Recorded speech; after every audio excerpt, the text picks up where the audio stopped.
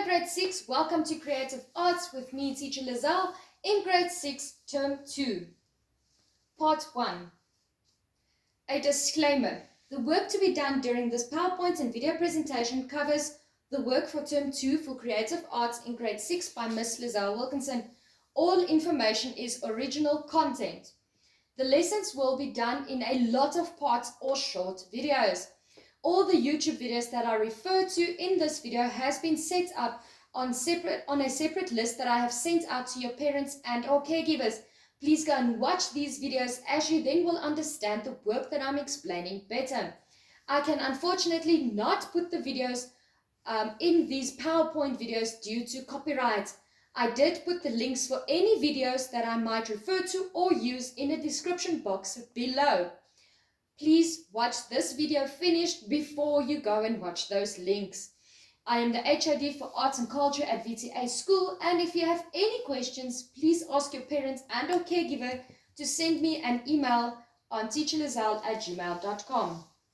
Right, with any further ado, let's start. Topic 1. Sing and make music.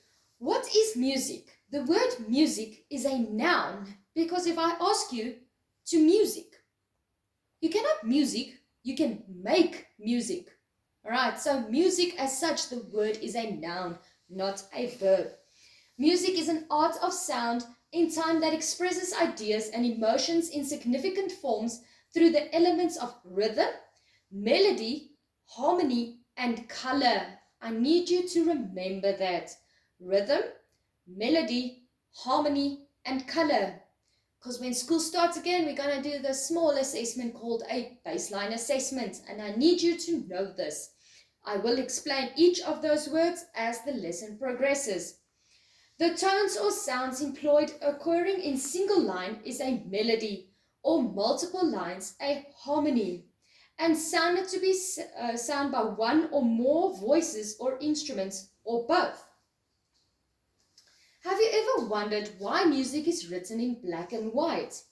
I had this question a few years ago and I went to go and do some research, and this is what I found. Firstly, black and white are not considered to be colors. They are considered to be a highlighter or a tint to make lighter and darker shades of a color.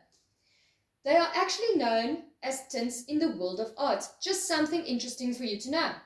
Black and white, or white and black, are colors, do you see the inverted commas? Which are known for its ability to suit any other color. It can accompany another color, support it, make an object seem larger or smaller than it is at the first glance of such object. An example I can give you is men and women tend to wear black, as it then seems if that person is more strict or professional. You're not going to wear shocking pink to a job interview, are you?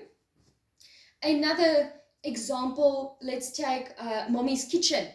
If mommy has got white cupboards in her kitchen, the kitchen automatically looks much larger than if she had black cupboards. Black tends to make a place or surrounding smaller. It's not physically smaller, but to your eye, it looks smaller than when it's white. White is a big, open, white, big space in which you can grow. Alright, so black and white is open to interpretation and change. I need you to take your dictionary and go and look at the word interpretation and write it down. Music which is written or composed, remember that's the fancy word for written music, is composed music. And it is open to change and interpretation. Once again, interpretation. That's why I want you to take your dictionaries, or you can go for Google, go Google it, and find out what the meaning of the word interpretation is. For example, the melody that you sing when singing the ABC song is exactly the same melody used when singing Twinkle, Twinkle, Little Star. I'm going to give you a few moments to sing that song in your head so that you can figure it out.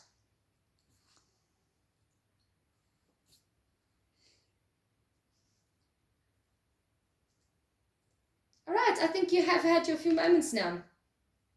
So when we're back at school, then I will sing it to you, but I can't sing it to you right now because it's going to sound very false, but I will sing it to you once I see you again, and then you will hear that it's exactly the same sound. Alright, so how do we sing and what organs do we use when we sing? It is our vocal cords. Although they look a little, like gross, don't be squeamish. Vocal cords can help us to speak and sing. Without them, we wouldn't be able to talk to our friends or sing along to Taylor Swift or Rihanna for that case. The vocal cords are at the top of the trachea, the tube leading to our lungs. We speak by blowing air from our lungs across the vocal cords. The vocal cords vibrate to make different sounds. The harder you blow air past the vocal cords, the louder the sound. That is why people sometimes take a deep breath before shouting. I don't need to take a deep breath before shouting because I'm used to doing that. But try it and see. But first just warn your whole family that you're going to scream now, so they don't all come running. So just say, Mommy, I'm just going to take a scream quickly. Then you breathe in deep and you just shout your lungs out. And you will feel that wind gushing through your vocal cords. All right, now we're going to look at the anatomy of our singing tools. All right. So if we have a look, you will see the resonating and modifying system. The resonating systems and modifying systems are divided into two parts called the resonators and the articulators. I will show this to you in a video that I have posted the link below. Please go and watch that video. It does have photos and videos and clips in of your vocal cords and what they look like, so please do not be squeamish. Have a look at it because it's for assessment purposes. I'm going to ask you questions about that video. Right, so getting back, the resonators. The parts that are resonators is a yellow circle with a red border around it. All right, so what are the resonators when looking at the anatomy of our singing tools? The nasal cavity, the oral cavity, or the throat. If you look at it, you will notice that the nasal cavity, the oral cavity, and the throat are hollow pipes or a three-dimensional shape within your body that sound bounces from. All right, then if we look at the articulators, those are the yellow dots with the blue circle around it. It's called the soft palate, the lips, and the tongue. Okay, then the next systems that we looked at or are going to look at is the vibratory system and the air pressure system. So the vibratory system is the blue dots with the blue circle around it, and the air pressure system is the pink dot with the pink circle around it. All right, so what is a vibratory system on this picture? It's the vocal folds. That is the system that vibrates and causes sound. Okay, and then obviously your voice box in which the vocal folds are. Then we have the trachea or the windpipe for an air pressure system. Continuing to the next slide, we have a lot of air pressure pictures or descriptions in this picture. So we use our chest walls and muscles, lungs and diaphragm and abdominal muscles. If you're in my choir, you know that we do butterflies, and that strengthens your chest walls, your muscles, your diaphragm, and your other abdominal muscles. There is method in my madness when it comes to me teaching you to sing in my choir. All right, so you can also practice while you're now at home. Please remember to practice your roller coasters. Just warn your parents and the people around you beforehand that you are going to practice the roller coasters. All right, and that then brings us to the end of this lesson on singing and the anatomy. Please remember to subscribe to our YouTube channel, like our videos on YouTube, like our Facebook page to stay updated on everything that's happening at school.